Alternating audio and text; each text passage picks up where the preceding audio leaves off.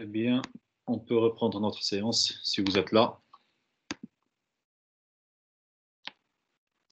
J'espère que tout le monde est là.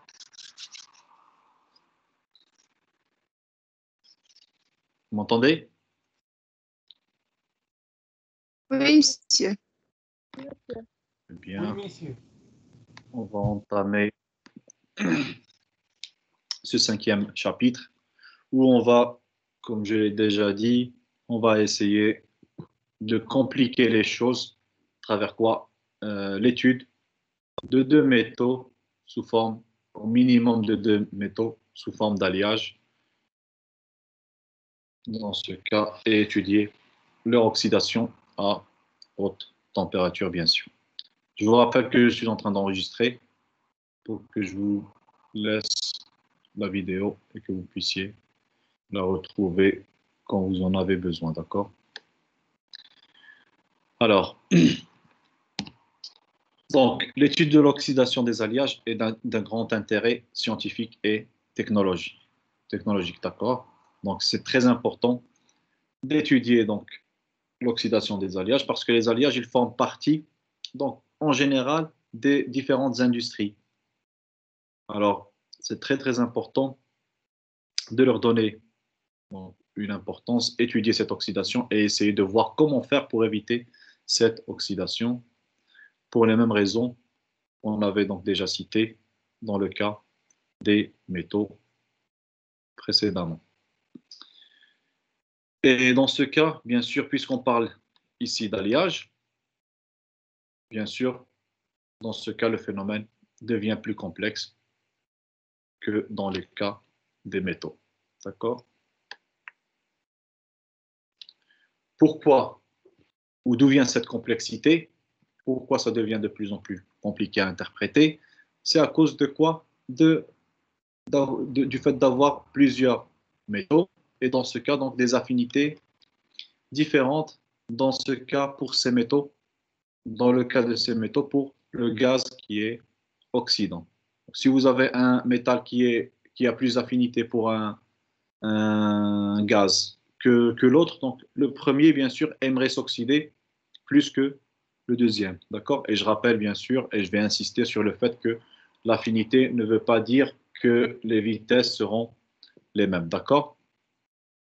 Donc, et ici aussi, à cause donc, des différentes couches qui vont se former, la vitesse de diffusion des espèces réactives, dans ce cas, serait différente. D'accord? Donc, les vitesses de diffusion aussi, parce que les couches d'oxyde peuvent être différentes. À cause de quoi? À cause de la différence entre les métaux qui forment donc l'alliage dans ce cas. D'accord? Donc dans ce cas, on peut dire que au cours du temps, donc, les proportions des constituants dans l'alliage vont évoluer d'une manière qui serait différente. D'accord? Donc, vous avez des métaux qui forment l'alliage et ces métaux vont s'oxyder. Bien sûr, puisque c'est un alliage, vous aurez deux proportions, deux pourcentages de métaux au minimum dans votre alliage, donc des pourcentages qui seront différents. Et dans ce cas, la consommation d'un métal au détriment de l'autre, par rapport bien sûr à l'autre, qu'est-ce qu'il va provoquer? Va provoquer donc un pourcentage qui va changer au niveau de l'alliage. D'accord? Donc si vous avez un alliage, par exemple, qui est de 30% d'un métal A et de 70% d'un métal B, au cours du temps, bien sûr, la consommation, puisque un des deux peut se consommer plus rapidement que l'autre, les pourcentages dans cet alliage vont changer. D'accord? Aussi, puisqu'on a deux métaux, ça veut dire que les couches qui vont se former, la composition et la structure des couches d'oxyde seraient différentes. D'accord? Elles peuvent, par exemple, les oxydes, ils peuvent être deux oxydes qui sont différents, qui peuvent interagir entre eux et former donc un oxyde qui sera complexe. D'accord? Ou bien chaque oxyde va être différent et va former, par exemple, une couche d'oxyde avec différents défauts à l'intérieur. D'accord? Et aussi, Donc, il y a aussi développement de contraintes. Par exemple, si vous avez des oxydes qui sont différents, ils peuvent former donc, des pores dans ce cas, dans votre couche de métal et d'oxyde. Ces pores peuvent donc, permettre au gaz de pénétrer et continuer la réaction d'oxydation, etc. D'accord? Donc, développement de contraintes au sein du système compromettant toute l'intégrité globale de l'ensemble. Ça veut dire que tout l'alliage dans ce cas, il sera menacé par cette oxydation et l'intégrité de cet alliage peut être menacée et il peut donc être complètement détérioré à cause de cette oxydation. D'accord? Donc, ces différences d'oxydation.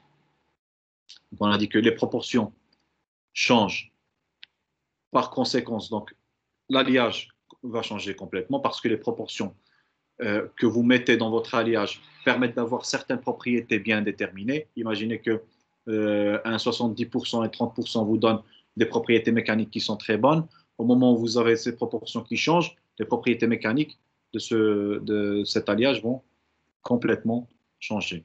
Et même chose, comme je viens de le dire, pour la présence des pores, par exemple, ou bien des fissures, etc., au niveau que ce soit de l'alliage ou bien au niveau des couches d'oxydation, ce qui permet donc la continuation de la réaction. Et ici, donc, on reste sous la menace du fait qu'on a désintégré notre matériau qui n'est autre que l'alliage. D'accord?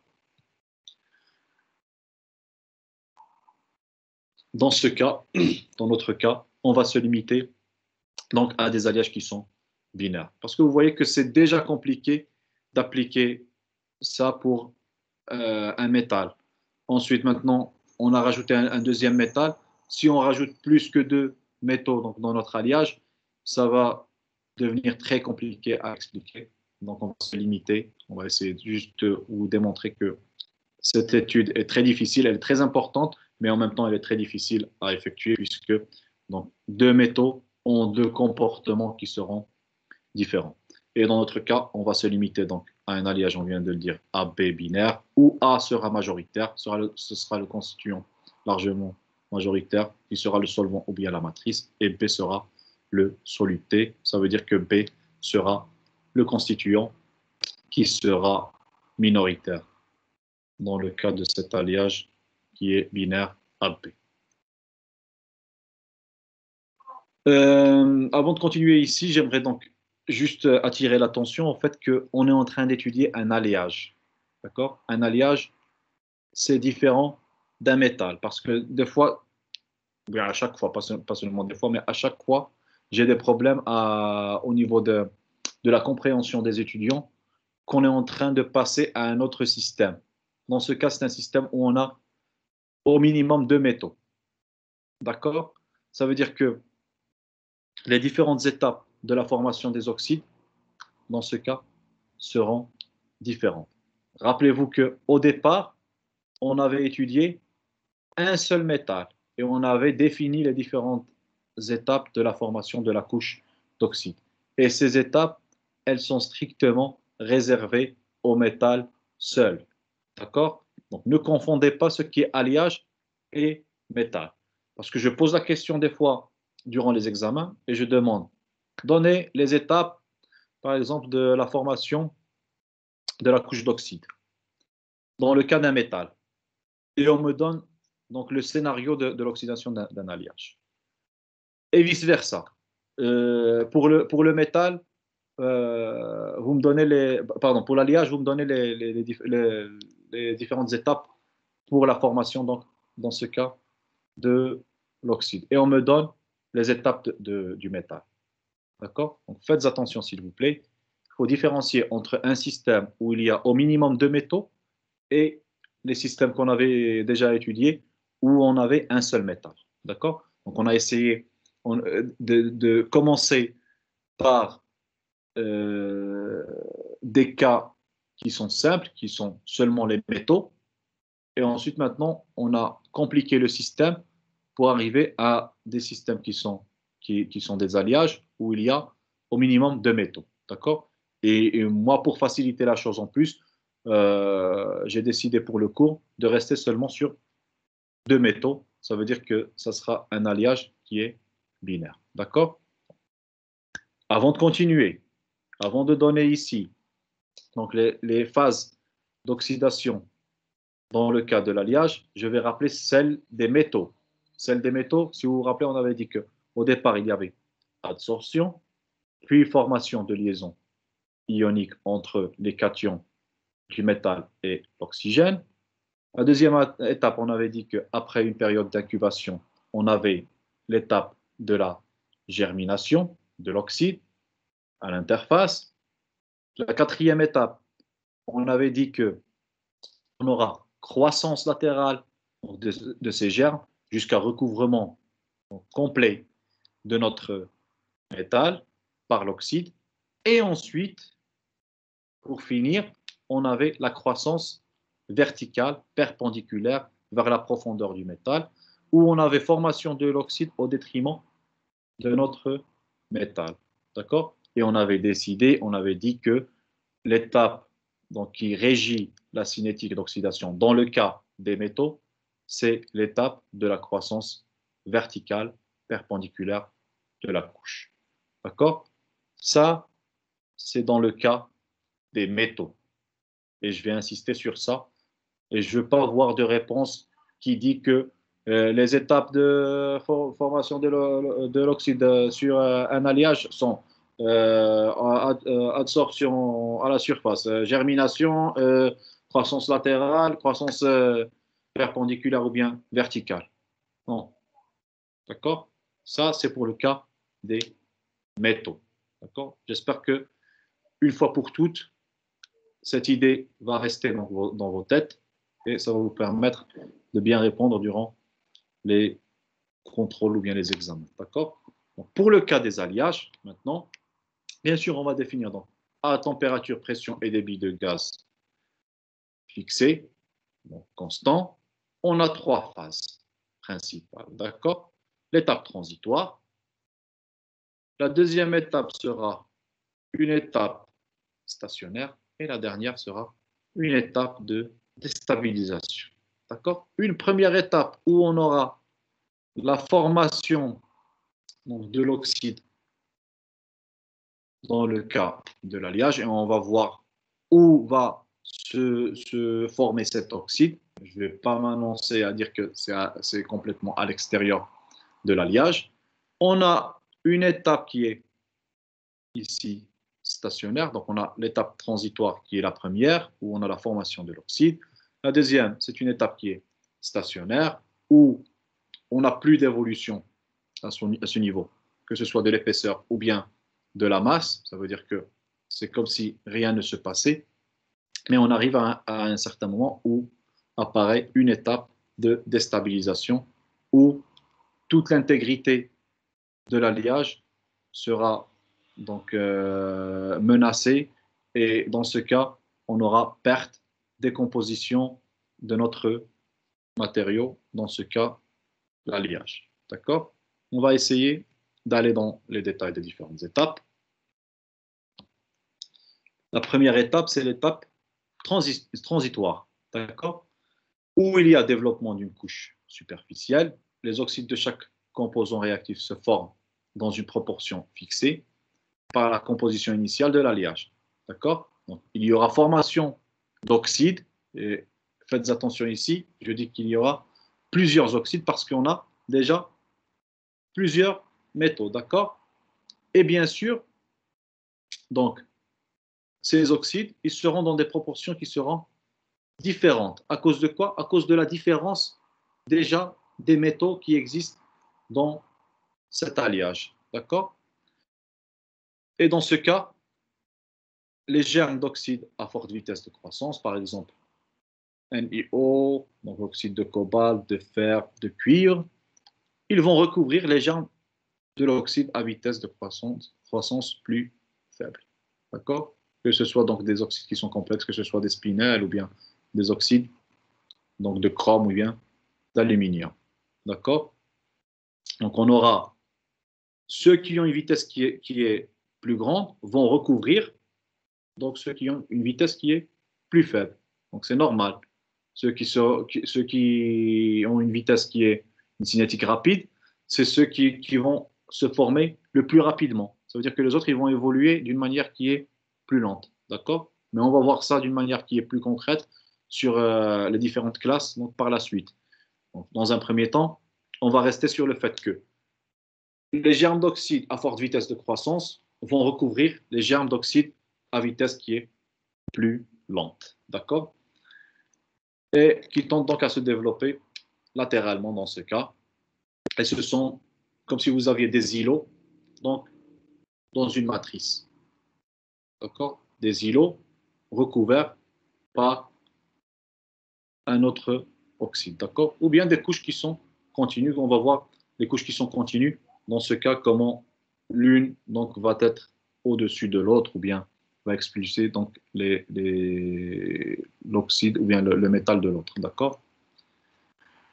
L'étape stationnaire, dans ce cas, la morphologie et la composition de la couche d'oxyde est bien sûr indépendante du temps, régie par la diffusion et les propriétés thermodynamiques du système. D'accord? Donc, vous vous rappelez que donc, selon les propriétés thermodynamiques, donc, on aura donc, une couche, dans ce cas, donc, au-dessus, qui aura telle propriété ou d'autres propriétés. D'accord? Donc, la vitesse d'oxydation globale, dans ce cas, est contrôlée par le transport, bien sûr, ici, par la diffusion, transport donc, des espèces, à travers donc, les différentes couches, donc une couche particulière dans ce cas.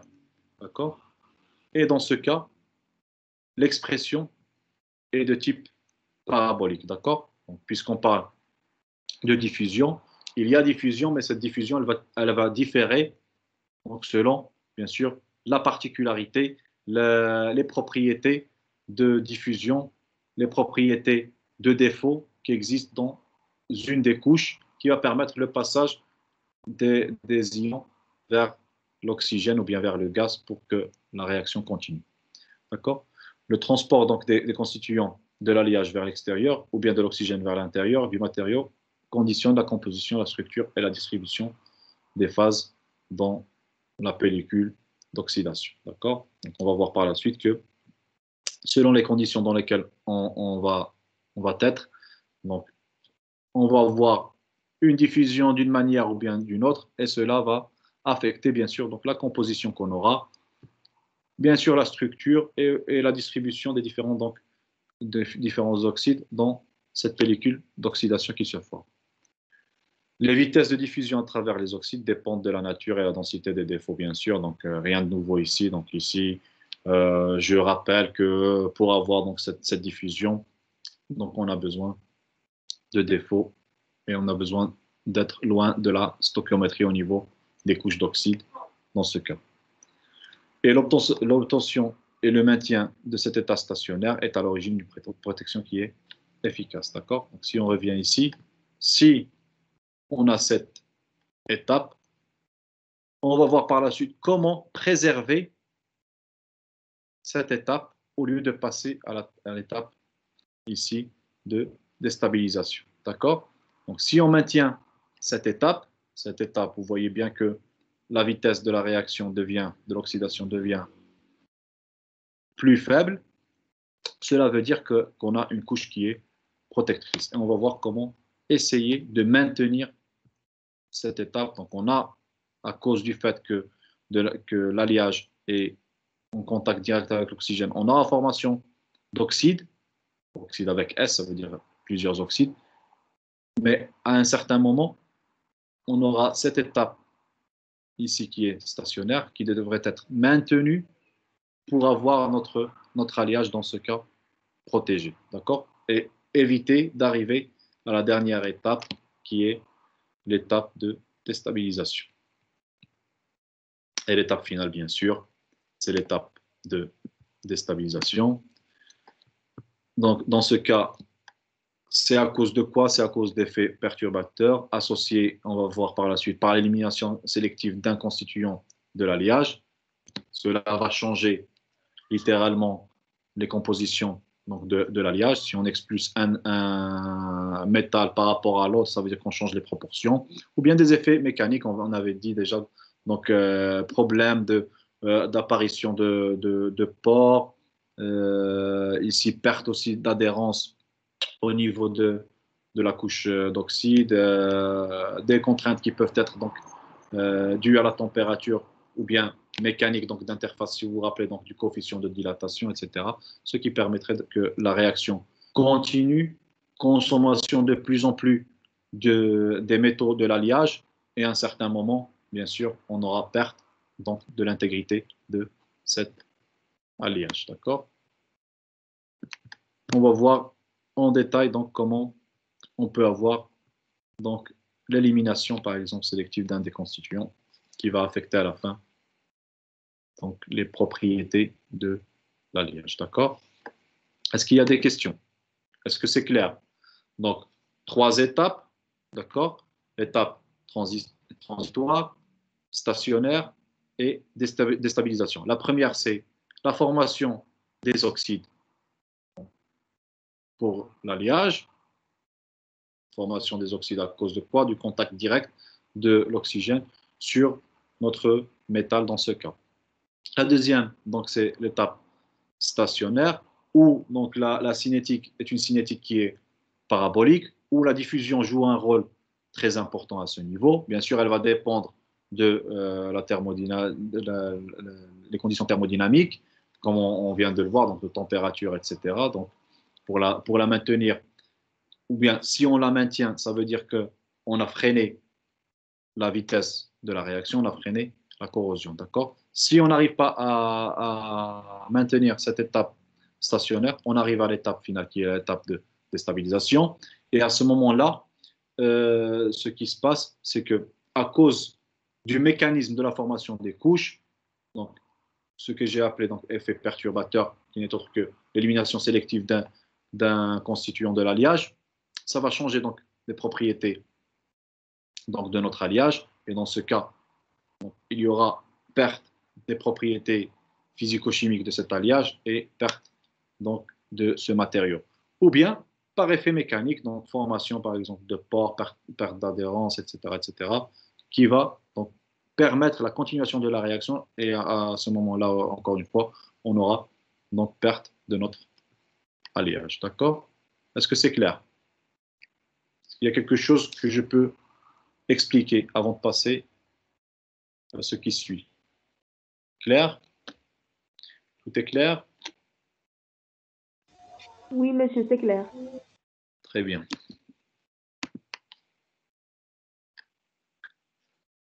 Maintenant, on va essayer de passer aux différents modes d'oxydation et de réaction entre oxydes. D'accord? On va commencer par réaction à l'état solide. Je vais rappeler donc dans un premier temps qu'on se limitera seulement au cas d'un système binaire, donc AB en solution solide, donc dans ce cas monophasé. Deux possibilités se présentent et concernent soit la formation d'oxyde de A monophasé contenant quelques cations de B, et dans ce cas, ou bien l'inverse, parce que A c'est majoritaire et B c'est le constituant minoritaire, soit l'oxydation simultanée des deux éléments avec formation de composés simples, ou bien d'oxyde mixte, ou bien de spinel. D'accord? Soit la formation d'oxyde de A contenant quelques cations de B, soit la formation de l'oxyde de B avec donc, la formation, dans ce cas, avec quelques cations de A, soit l'oxydation simultanée des deux. D'accord? Est-ce que vous pouvez me dire quand est-ce qu'on peut avoir seulement l'oxydation de A thermodynamiquement, à votre avis? Est-ce que quelqu'un peut me répondre à cette question? À quel moment on peut avoir seulement A?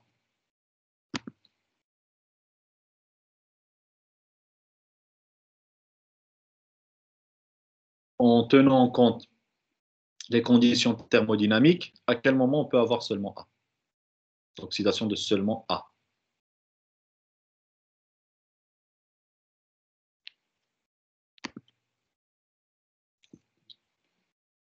Donc, si vous ne connaissez pas la réponse,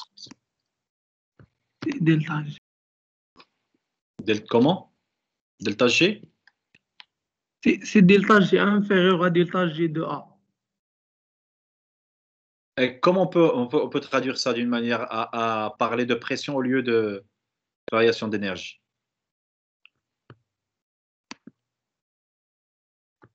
Comment devrait être la pression de dissociation, la tension de dissociation, ou bien la pression de corrosion, comme vous voulez. Donc, je vais tracer premièrement, puisque tu as dit delta G. Je vais tracer le diagramme d'Illingham ici.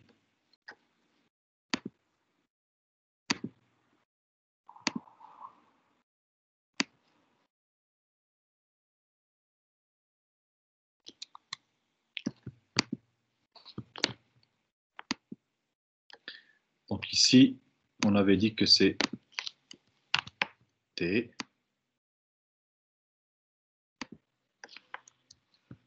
Et les ordonnées, ça sera delta G0 pour avoir donc notre courbe frontière. D'accord?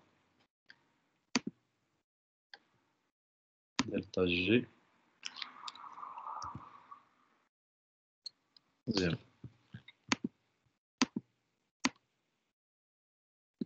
Dans ce cas, on a combien de métal? A et on a B qui vont former bien sûr l'alliage. L'alliage. Monsieur, c'est la pression de corrosion de A est inférieure à de B. Si la pression de corrosion de A est inférieure À l'autre métal. de B. Si la pression de corrosion est inférieure à celle de B, on aura quoi? Corrosion de quoi? La corrosion de A. De A, très bien. On va essayer de voir ça d'une manière visuelle pour les gens qui ne peuvent pas le voir. D'accord? Donc, métaux, les métaux, ce sont A et B. Chaque métal aura son diagramme d'Illingham, d'accord?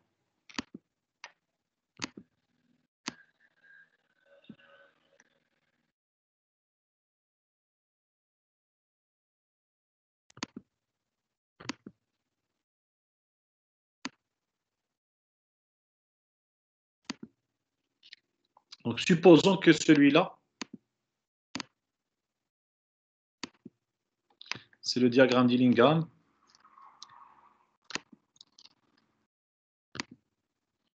De A. Ça veut dire que au-dessus ici, on va mettre B en premier pour rester sur le même exemple. Au-dessus, on aura BO et en dessous, on aura le métal, son métal.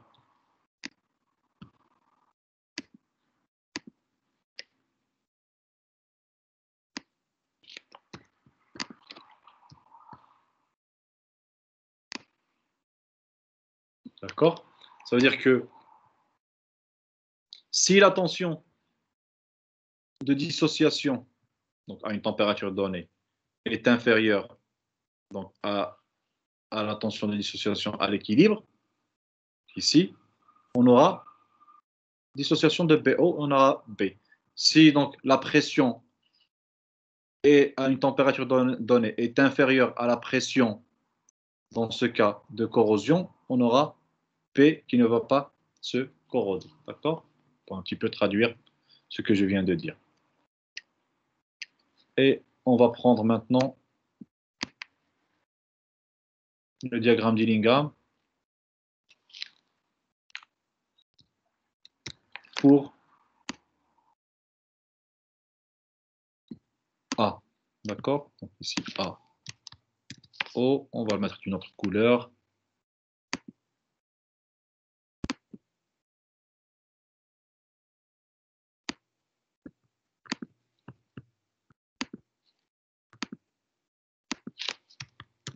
Et tout ça, on va le mettre en vert.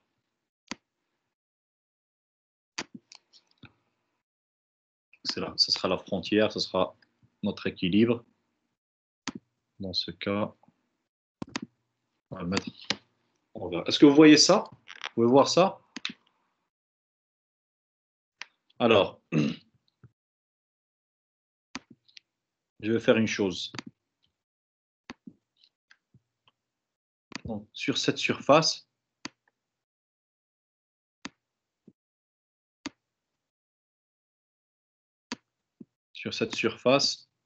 donc au-dessus de cette courbe, qu'est-ce que j'aurai? Au-dessus de ces pressions, à différentes températures, j'aurai BO.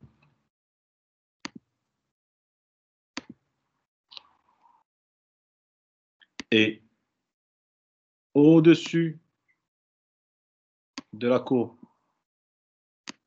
ici en vert, j'aurai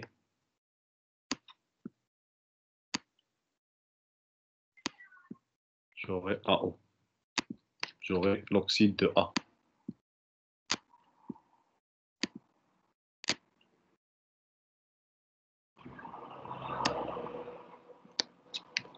D'accord? Donc, à quel moment j'aurai l'oxydation de A? Si la pression est au-dessus de la tension de dissociation de AO, et si elle est inférieure à celle de BO. Je peux l'écrire, que ce soit clair ici. Donc, A, P, je vais mettre O2 ici pour rester sur le cas de l'oxygène. A, PO2 qui soit entre, pardon,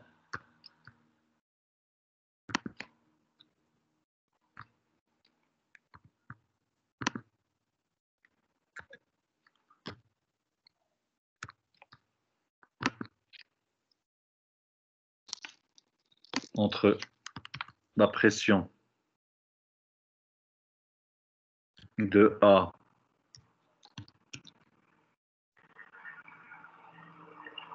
donc, elle sera supérieure et inférieure. Supérieure à P de A équilibre.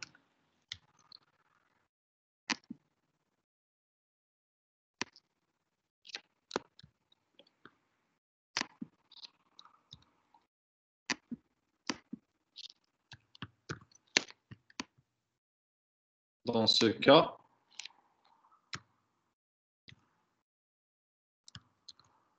j'aurai oxydation de A.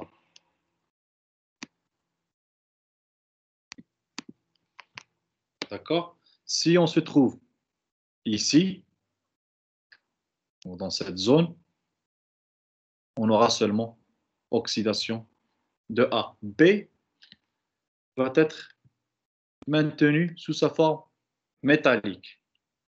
D'accord? Donc, c'est ce que je veux dire donc, ici. Soit la formation d'un oxyde A, donc si on est dans ce cas, ou bien on peut avoir l'inverse, d'accord? B ici, BO ici, A ici et AO ici, et on aura seulement l'oxydation de B puisqu'on sera donc dans une pression entre les deux, d'accord? Soit, le deuxième cas dont je parle, soit à pression, dans ce cas par exemple, à pression où O2, je vais prendre O2, est supérieur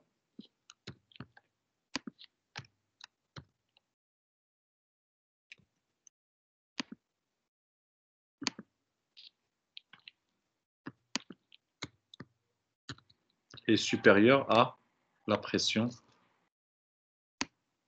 d'équilibre de B.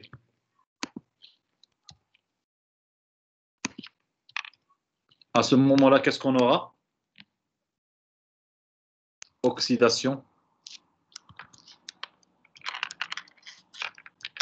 de A et de P.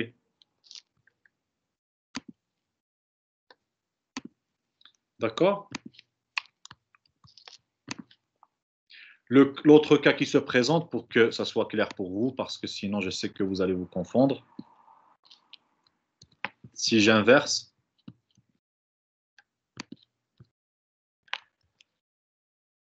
ce que je vais faire ici, c'est que je vais inverser, je vais mettre ici B et A au-dessus.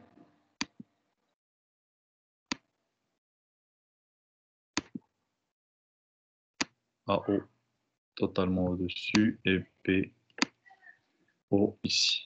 Ce que je vais faire, bien sûr, les couleurs, je devrais les inverser. Je vais faire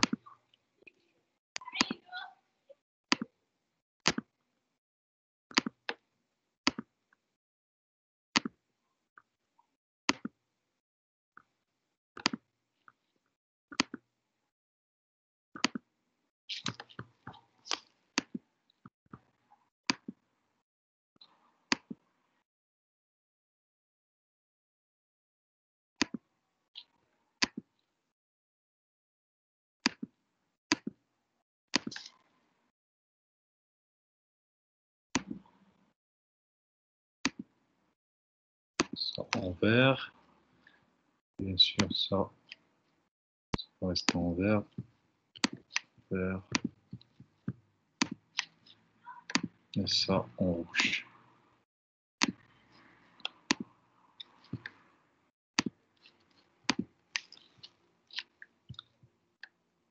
D'accord? Alors, dans ce cas, si je me trouve ici, entre la pression ici d'équilibre, ou bien la tension de dissociation de B, de BO, ou bien la corrosion de B, comme vous voulez, et la tension de dissociation de AO, ou bien la pression de corrosion de A. D'accord? Ça serait l'inverse. Qu'est-ce qu'on aura?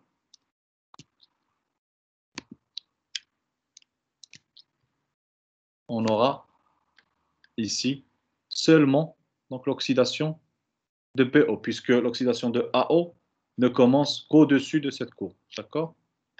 Dans ce cas, on aura oxydation de B. Si on se met au-dessus de cette courbe, ça veut dire que on s'est mis au-dessus de la pression ici d'équilibre de A, au-dessus de la pression de corrosion de A, ou bien au-dessus de la tension de dissociation de AO. À ce moment-là, on aura donc, vous voyez ici, donc vert et rouge, ça veut dire formation de BO et formation de AO. Maintenant, on est dans la même situation qu'avant. Donc A et B s'oxydent. D'accord? Alors, deux cas se présentent, soit la formation de l'oxyde de A monophasé contenant un cation de B, ou bien l'inverse, on vient de le voir. Donc ici, ce sera oxydation seulement de B avec quelques cations de A, ou bien donc soit l'oxydation simultanée des deux. Donc ici, si on va au-dessus de celui qui a la pression de dissociation la plus élevée, on aura oxydation des deux, et c'est prouvé ici, donc dans les deux cas. D'accord? Soit oxydation des deux. Et à ce moment-là, il faudrait analyser qu'est-ce qui va se passer au niveau de ces oxydes. Est-ce qu'ils vont interagir entre eux pour former donc des oxydes complexes, ou bien ils seront des oxydes qui seront donc différents. D'accord? On va voir ça en détail dans les mécanismes qui vont suivre. D'accord?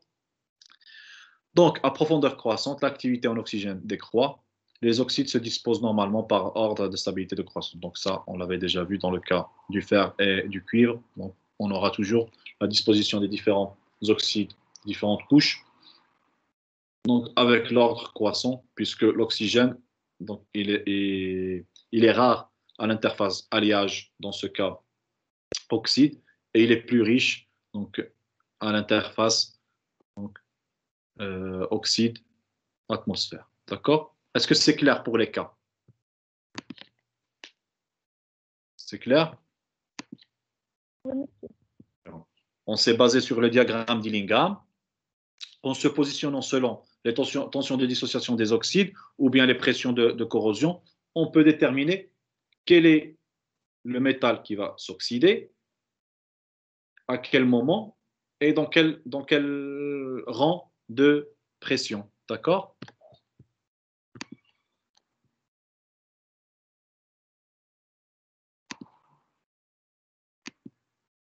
Et on peut définir différentes classes, précisément deux classes qui seront la classe 1 et la classe 2 d'oxydation des alliages, dans ce cas les alliages binaires.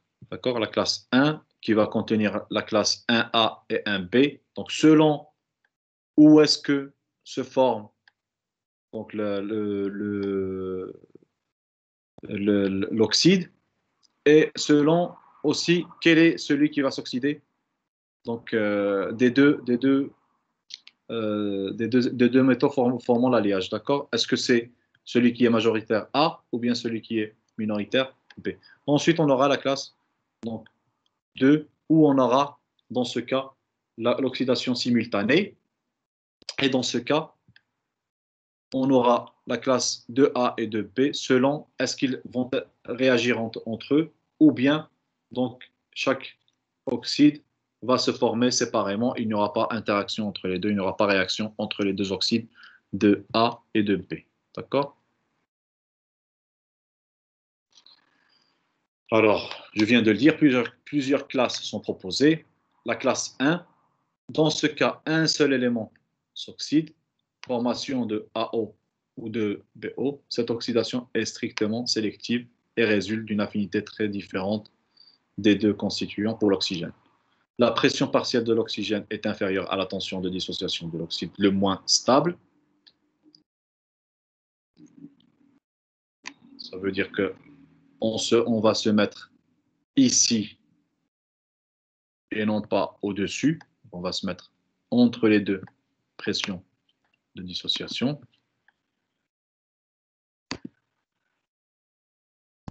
D'accord? La pression partielle de l'oxygène est inférieure à la tension de dissociation de l'oxyde le moins stable et supérieure à celle de l'oxyde le plus stable. Dans ce cas, seul le dernier va se développer. Et on peut définir à l'intérieur de la classe 1, la classe 1A. Dans ce cas, c'est l'élément, le constituant de l'alliage qui est minoritaire, P, qui va s'oxyder. Et dans ce cas, on distingue deux cas. Le premier cas peut être une oxydation interne. Dans ce cas, elle se manifeste avec les alliages des métaux nobles, en général, donc ça peut être l'or ou l'argent, comportant une addition comportant un élément oxydable, magnésium, aluminium, silicium, indium, à faible teneur, que ce soit donc de 0,02 jusqu'à arrivant à 5%. D'accord? Donc, ça veut dire que A est l'or, P peut être donc une teneur entre 0,02 à 5%, donc en B qui peut être magnésium, aluminium, silicium, indium, qui peuvent être donc oxydables. Dans ce cas, on est dans le cas où le B s'oxyde, c'est le constituant qui est minoritaire qui va s'oxyder. D'accord? Elle implique la diffusion de l'oxygène vers l'intérieur pour des atmosphères à pression d'oxygène suffisante. D'accord? Dans ce cas, si je veux revenir à ma courbe ici, celle-là, donc j'ai B qui va s'oxyder. Je me mets ici. Donc, on s'est mis donc, dans le cas où B s'oxyde, A ne s'oxyde pas. Ça veut dire qu'on est entre les deux pressions de corrosion ici. Si je prends une température donnée, T, on va prendre une ligne.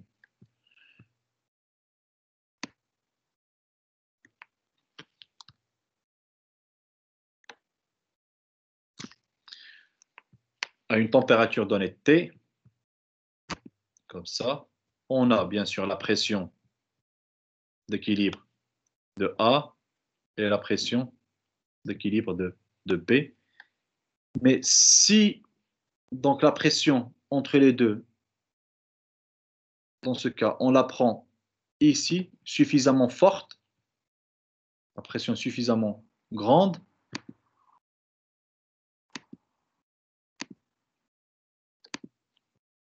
il y a deux cas qu'on doit distinguer. Si la pression est suffisamment forte, au lieu de la prendre ici, je la prends ici. D'accord? Ça veut dire que la pression elle est suffisamment forte pour pénétrer à l'intérieur, on va le voir ici. Si elle pénètre, on aura formation d'oxyde, bien sûr, puisqu'il est minoritaire, on ne va pas pouvoir réellement avoir une couche complète, mais sous forme d'îlot à l'intérieur de notre alliage. D'accord? On aura un oxyde BO, puisqu'il est minoritaire, sous forme d'îlot à l'intérieur, et bien sûr, on aura une région qui sera riche en métal A. D'accord? Qui sera riche en le métal qui est majoritaire. D'accord? Est-ce que c'est clair? On s'est mis donc entre les deux pressions d'équilibre. Bien sûr, la pression, quand elle est supérieure, dans ce cas, elle sera supérieure à la pression de corrosion de B, elle sera inférieure à la pression de corrosion de A. On s'est mis dans un intermédiaire. On aura corrosion, on aura oxydation de B, mais puisque la pression qu'on a pris, on l'a pris qu'il soit plus forte, qu'il ne soit pas tout proche de la pression de corrosion de B. Dans ce cas, ce qu'on a, c'est pénétration de l'oxygène à l'intérieur et formation d'oxyde à l'intérieur, puisque ce métal qui est en train de s'oxyder, c'est le métal qui est minoritaire, on aura formation d'îlot à l'intérieur, donc d'une région où on aura le métal majoritaire qui va donc être enrichi de ce métal. D'accord? Est-ce que c'est clair? Est-ce qu'il y a des questions, des doutes? Non, monsieur. On peut prendre un exemple concret. On a l'exemple de l'oxydation interne. Donc, dans le cas de l'argent et le silicium, où l'argent est majoritaire et le silicium, il est minoritaire. Et dans ce cas, on aura pénétration de l'oxygène si la pression est suffisante. Donc, j'insiste sur le fait que si la pression est suffisante, on aura pénétration de l'oxygène à l'intérieur pour former oxyde de silicium à l'intérieur de l'alliage et avec une région où il y aura, elle sera enrichie en argent. On a pris premier cas, c'est l'oxydation interne. Donc, rappelez-vous, on est sur la classe 1. D'accord? Un des deux qui va s'oxyder. Pas les deux à la fois. Un des deux, classe 1. Un des deux qui va s'oxyder en premier. D'accord? Et on a classe 1A où on a le B qui va s'oxyder et le A qui ne va pas s'oxyder. C'est le composé, le constituant minoritaire qui va s'oxyder. D'accord? Et selon maintenant la pression d'oxygène, si elle est suffisamment forte, on aura oxydation interne. On vient de voir le mécanisme. Et on a oxydation externe si la pression n'est pas suffisante. D'accord? La pression est faible. D'accord? Elle résulte dans ce cas de la diffusion de l'espèce P vers l'extérieur si la pression est trop faible. Et si je reviens ici sur notre cas maintenant, au lieu d'être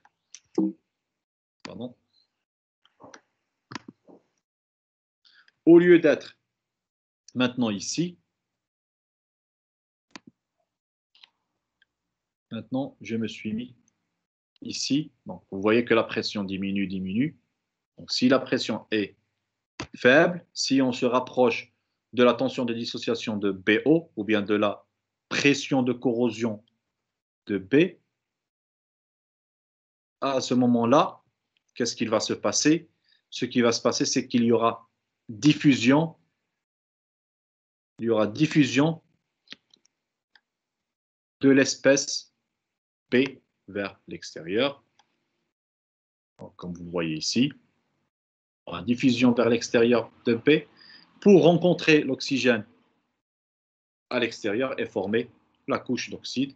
Et donc, selon la nature de la couche, on va voir bien sûr la continuation de la diffusion de B vers l'extérieur pour former une couche, dans ce cas BE à l'extérieur.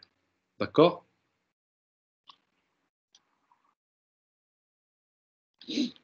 Dans ce cas, on peut prendre l'exemple du cuivre ou du nickel, comportant une faible teneur d'éléments très oxydables comme beryllium ou bien le silicium ou bien le chrome. Et dans ce cas, on aura recouvrement d'alliage d'un film continu protecteur d'oxyde de beryllium ou bien d'oxyde de silicium ou bien d'oxyde de chrome. Et cela avec la condition que la pression de l'oxygène devrait être inférieure à la pression de dissociation de CU2O et de NiO. Et cette pression devrait être suffisamment faible pour avoir cette diffusion donc des espèces, dans ce cas le silicium, vers l'extérieur et former la couche d'oxyde SiO2. D'accord? C'est clair pour l'instant? Je l'espère bien. Alors, rappelez-vous. C'est clair. Classe 1. Classe 1. Qu'est-ce qu'on a? Pour la classe 1, un des deux qui va s'oxyder, soit le majoritaire, soit le minoritaire. On est passé à la classe 1A. 1A, P, qui est minoritaire, le métal qui est minoritaire, c'est celui qui va s'oxyder. À ce moment-là, vous avez deux cas. Oxydation interne ou bien oxydation externe. Selon quoi? Selon la pression du gaz appliqué. D'accord?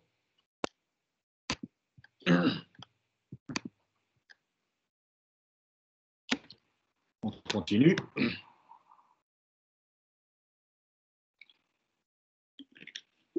La classe 1P maintenant.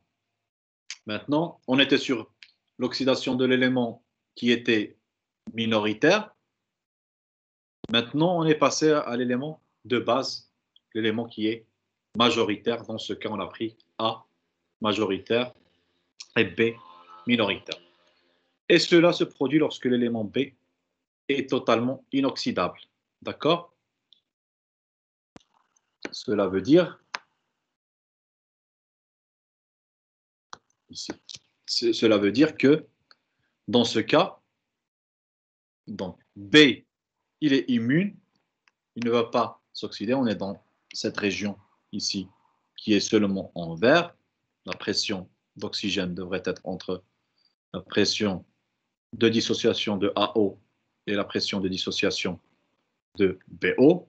Bien, la tension de dissociation de BO. À ce moment-là, B est immune, A s'oxyde. D'accord?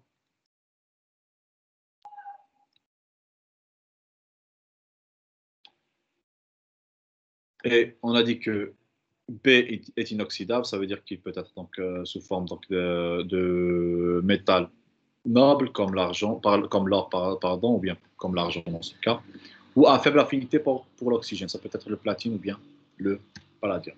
Alors que l'élément A a une affinité moyenne ou élevée pour ce métalloïde. Autrement dit, B sera plus noble que A. D'accord? B est plus noble que A dans ces conditions. D'accord?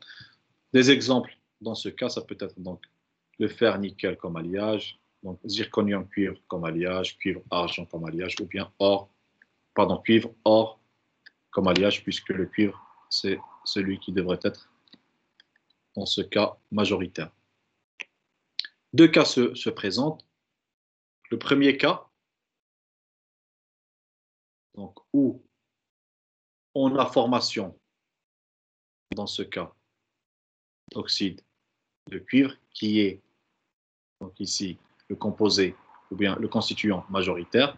Donc, tout ce qui est en gris ici est de l'oxyde de cuivre, dans lequel baignent des îlots du métal qui est minoritaire. Dans ce cas, c'est là. D'accord? Donc, on a la couche d'oxyde de l'oxyde majoritaire, dans lequel baignent des îlots, dans ce cas, du métal minoritaire, qui n'est autre que l'or dans cet exemple. Donc, on a des îlots d'or qui sont noyés dans l'oxyde de cuivre. D'accord? Le deuxième cas qui se présente, dans ce cas, on a formation donc, de cet oxyde du constituant qui est majoritaire, mais en même temps, vous allez voir ici, en même temps, il y a expulsion du métal qui est minoritaire, d'accord? Il sera expulsé vers l'interface oxyde alliage, d'accord? Et donc, on peut dire que dans ce cas, donc la réaction continue pour avoir plus d'oxyde donc du métal majoritaire et expulsion vers cette région donc du platine qui est le métal minoritaire. Et on peut dire ici, on peut définir cette région par une région qui est, ou bien une zone enrichie en platine. D'accord? Donc la couche d'oxyde moins poreuse que, pardon, en comparaison avec le premier cas, dans ce cas, la couche qui se forme, donc elle sera plus dense, elle sera plus compacte que la couche formée ici qui sera très poreuse à cause de quoi? À cause de la présence des îlots ici. D'accord? Donc cette couche, elle sera une couche moins poreuse que dans le cas précédent. Et on a aussi formation seulement d'une couche d'oxyde, donc NiO, et le rejet, l'expulsion donc du platine vers l'intérieur. Et on a dit que c'est une zone enrichie en platine à l'interface alliage, dans ce cas oxyde alliage. D'accord? Est-ce que c'est clair?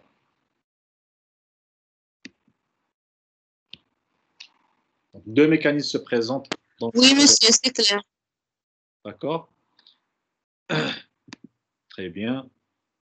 Alors, pour la classe 1B, on a dit qu'il y aura oxydation seulement du constituant majoritaire dans ce cas A. Et on aura donc, deux cas qui se présentent. Le premier cas, on aura formation d'îlots du métal minoritaire qui vont être noyés dans la couche d'oxyde qui se forme. Et c'est normal puisque dans ce cas, le cuivre, il est majoritaire, il est en contact direct avec l'oxygène. Ou bien, un autre mécanisme qui peut se produire, c'est que avec donc l'exposition du nickel, par exemple, dans ce cas, qui est majoritaire à l'oxygène, on aura formation d'un oxyde, mais donc le métal va être expulsé vers l'intérieur, vers l'interface, dans ce cas oxyde, alliage, pardon, et on aura une région, une zone enrichie en métal B qui est surmontée par l'oxyde du métal majoritaire. D'accord? Comme exemple, donc ici, donc on a donc le fer nickel avec une teneur bien sûr du nickel qui soit inférieure à 30% dans ce cas. Et dans ce cas, ce qu'on a, c'est formation de couches superposées.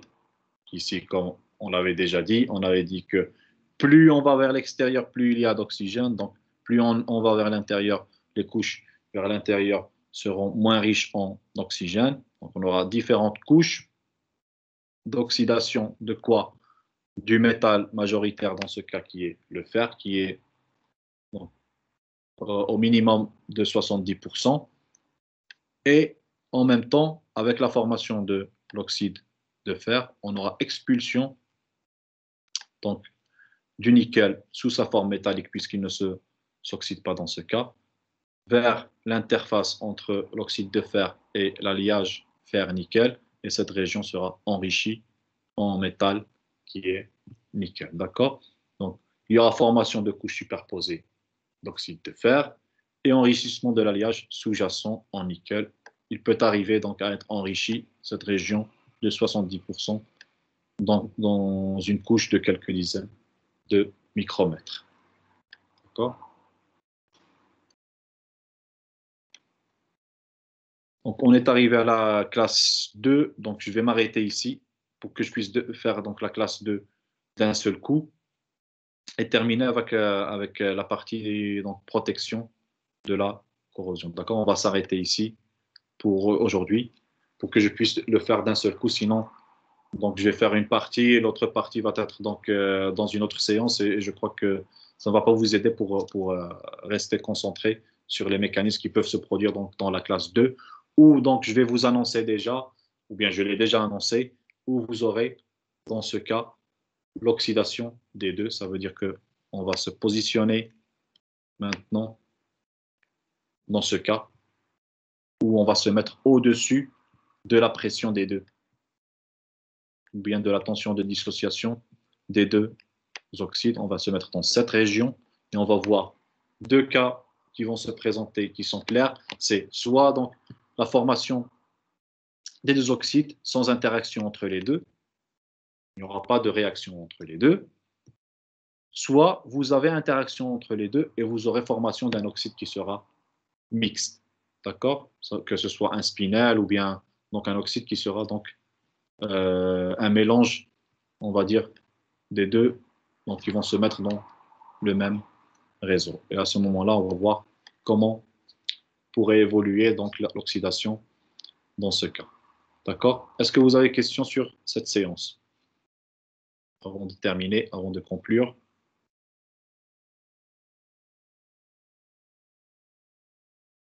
S'il y a des questions, des doutes, pensez à ce qu'on vient de voir. Vous pouvez poser vos questions dès maintenant.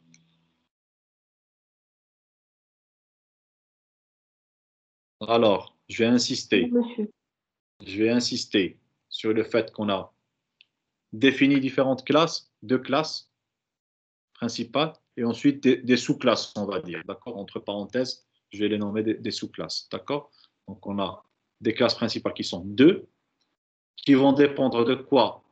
De la région sur laquelle on va se mettre ici, sur leur diagramme d'Illingham. Si on se met dans cette région,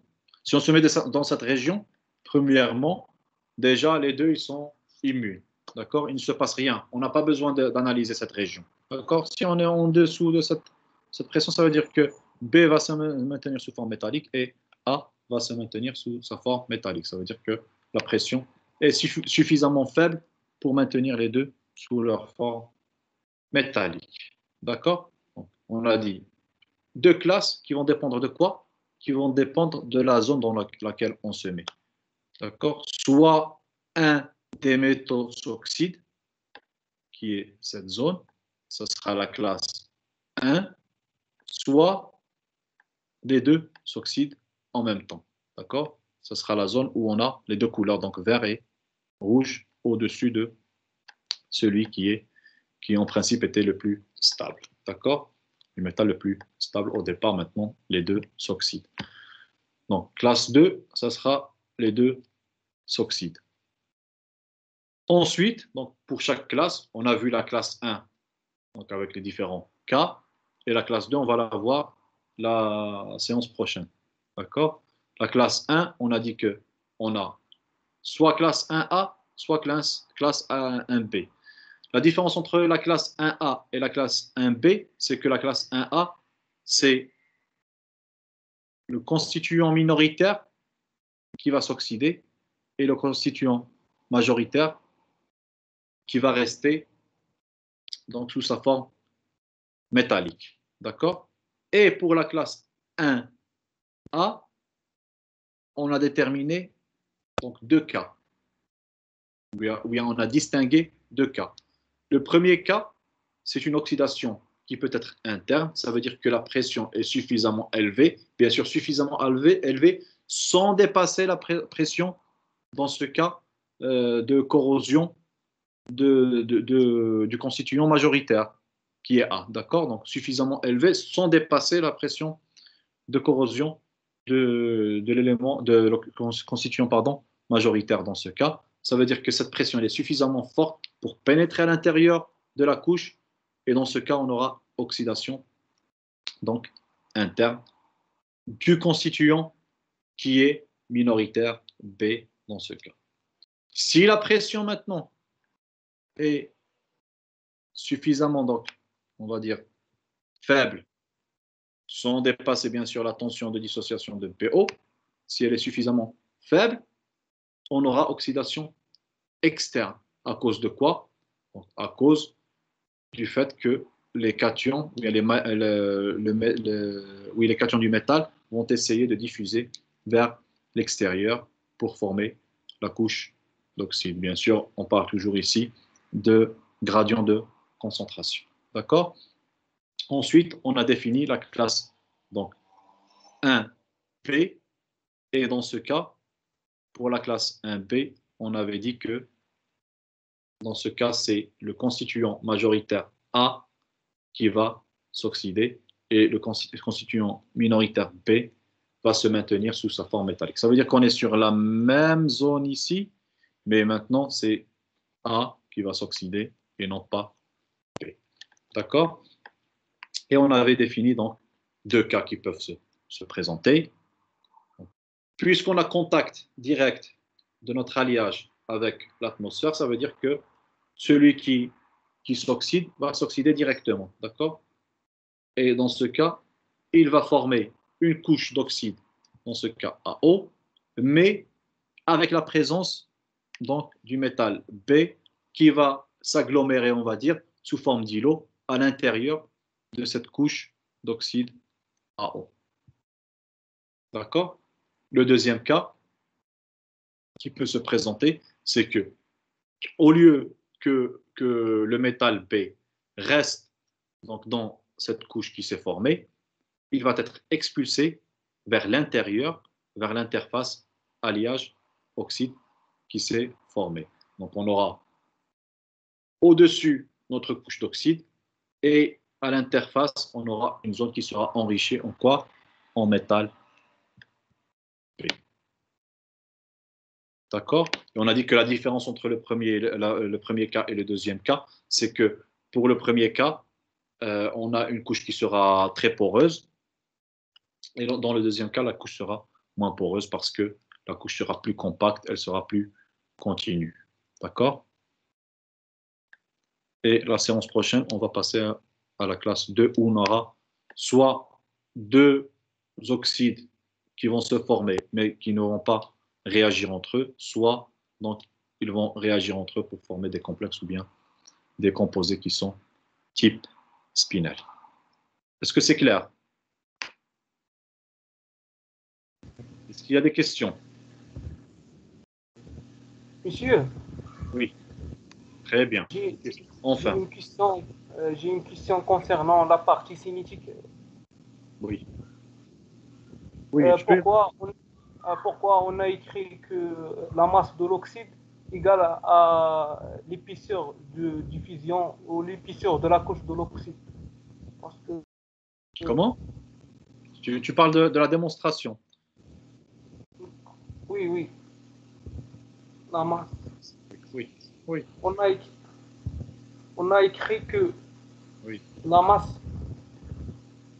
Oui. La masse de l'oxyde est égale à la masse Comment? de l'épaisseur égale à...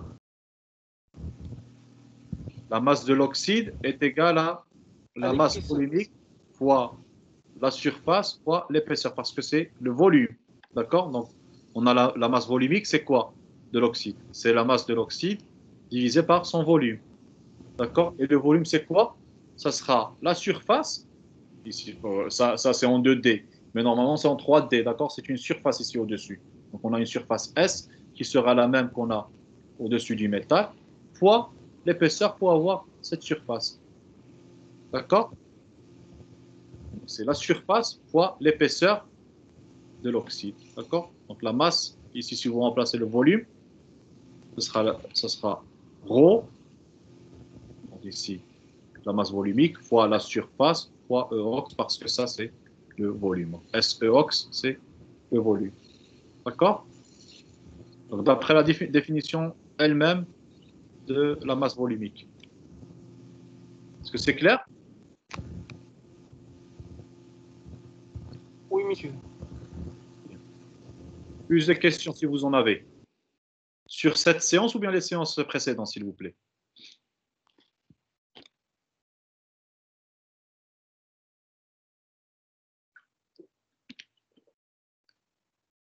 Pas de questions? Tout est clair? Moi, j'espère bien que tout est clair, hein. Sinon, vous pouvez toujours revenir sur les vidéos. Et si vous n'avez pas compris quelque chose, vous préparez vos questions pour les séances prochaines et on peut toujours en discuter. D'accord? J'aimerais juste donc revenir sur les nouveaux. Je ne sais pas qui est nouveau aujourd'hui. Ceux qui ont été donc pris de la liste d'attente pour le master. Vous devriez savoir qu'on a déjà effectué un petit devoir donc, que j'ai donné. Ce n'est pas un contrôle, mais ce n'est pas surveillé. Donc, vous pouvez préparer donc, le diagramme d'Ingram.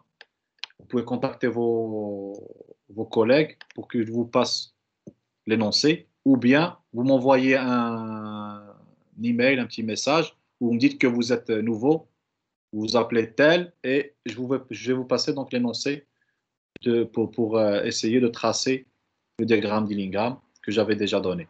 Aussi, je vous rappelle que vous pouvez donc revenir sur les vidéos, puisque vous êtes donc déjà en retard. Je suis désolé, ce n'est pas vraiment de ma faute, mais ce sont des problèmes donc, en général qui sont administratifs. On doit attendre que les premiers donc, viennent, assistent au cours et ensuite on passe à la liste d'attente. Donc, je suis désolé, mais vous pouvez revenir sur les vidéos sur YouTube. Vous mettez mon nom, vous cherchez mon nom sur YouTube et vous allez trouver les vidéos du cours de la corrosion où je spécifie que c'est pour les ingénieurs et les masters. D'accord? Vous revoyez les vidéos, les séances, elles sont bien, je crois qu'elles sont bien organisées, d'une manière à ce qu'elles soient ordonnées et vous revenez sur le cours. Si vous avez des questions, la séance prochaine, je peux y répondre. D'accord? Parce que je sais que vous êtes maintenant donc un petit peu décalé avec le reste. Essayez de réviser un petit peu, de revoir les vidéos. Ainsi, je pourrai donc vous aider. D'accord? En principe, il va nous rester une séance, que vous le sachiez. Une séance, bien sûr, de 4 heures, pas une séance de 2 heures. D'accord? Le problème, c'est que le lundi prochain, c'est férié. C'est le 11. D'accord? Est-ce qu'il y a la possibilité d'effectuer un rattrapage le samedi matin? Samedi prochain matin, ça m'irait bien. Ainsi, on va terminer pour que vous puissiez, donc la semaine d'après, commencer avec Madame Khalil la partie donc corrosion humide. Ça vous va? Le samedi matin? Qui est le responsable? Le délégué de classe, c'est qui? Je ne me rappelle plus. Oui, je suis là, monsieur. Ah, d'accord, Fatima Zahra. Est-ce que ça vous va le samedi prochain pour un petit rattrapage? D'accord, monsieur, quand vous voulez. Matin, Pas de problème. vous n'avez pas de cours. D'accord. Non, monsieur. Très bien. Donc le samedi, je vais essayer de l'organiser. Je vais voir. Je vais t'envoyer un email. En général, vous allez recevoir aussi l'invitation pour la séance, d'accord? Alors, je vais voir si je peux le samedi prochain, ça serait bien. Ainsi, vous serez libéré pour commencer. Donc, vous aurez plus de temps pour essayer de préparer, etc. D'accord? D'accord, monsieur. D'accord, monsieur. Est-ce qu'on peut avoir le troisième chapitre sous forme PDF? Parce qu'on a le temps. Le C'est troisième et le le premier et quatrième. le deuxième chapitre. Oui, le troisième, le quatrième. Donc, il me manque le troisième, je vais le noter, que je vais pas envoyer. Donc, le chapitre 3 qui vous manque et le chapitre 4. Chapitre 4, donc on avait commencé aujourd'hui. D'accord, donc je vais les noter pour que donc le chapitre 3, vous allez le recevoir, je pense, aujourd'hui même. D'accord? Et vous aurez donc disponible la vidéo. Vous y retournez. Si vous avez des doutes, des questions, je suis toujours donc ouvert pour vos questions.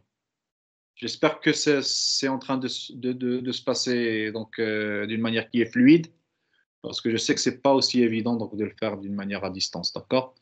Mais espérons que la situation ne continue pas comme ça et les circonstances s'améliorent et qu'on puisse donc revenir aux classes d'une manière qui soit normale. D'accord? Donc, je vous souhaite donc bonne soirée et on se revoit, j'espère, le samedi. D'accord? Allez, au revoir. Avant de terminer, je dois donc arrêter l'enregistrement. Allez, au revoir.